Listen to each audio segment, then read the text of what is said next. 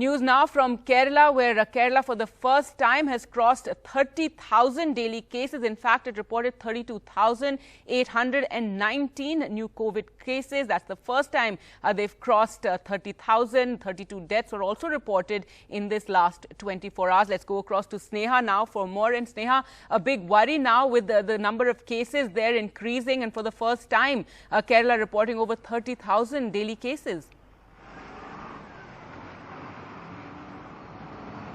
Well, that's right, Gargi. In fact, the test positivity rate has been only increasing. It's over 22-23% currently. So that remains a huge concern. With this kind of a spread, we may be looking at a whopping numbers in days to come. And that's perhaps the reason why restrictions have been strengthened on the ground. If you can show you police personnel here at several points in the city to do any checks to see if there's unnecessary movement. There are random checks happening in place across the city today morning. That's one of the measures, but several other measures also which are being enforced. Of course, there is no lockdown per se, but strict measures being looked into in the city. Now, what's also a huge concern across the state is out of the samples that were tested for the month of March, there have been also the double mutant variant of COVID-19, which is linked to Maharashtra. That has also been found.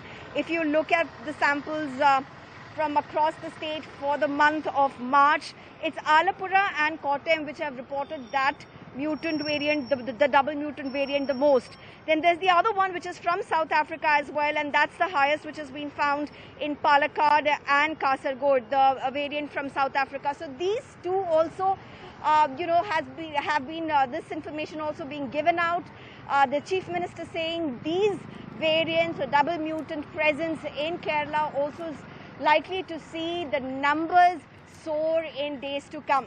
But even as all of this is happening, there's an appeal. This is the wedding season appeal which has been given out by the Chief Minister.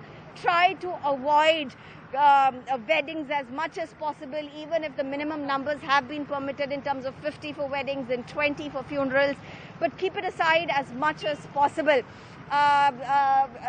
Perhaps right now, the most critical factor in Kerala and the biggest challenge before the state is in terms of the number of beds that could be expected in days to come, especially beds that are supported by oxygen.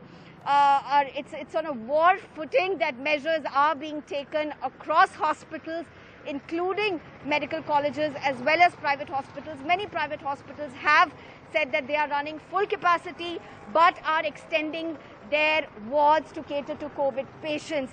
Well, we also have a ground report on how the war room looks like, which is the nerve center across districts in Kerala.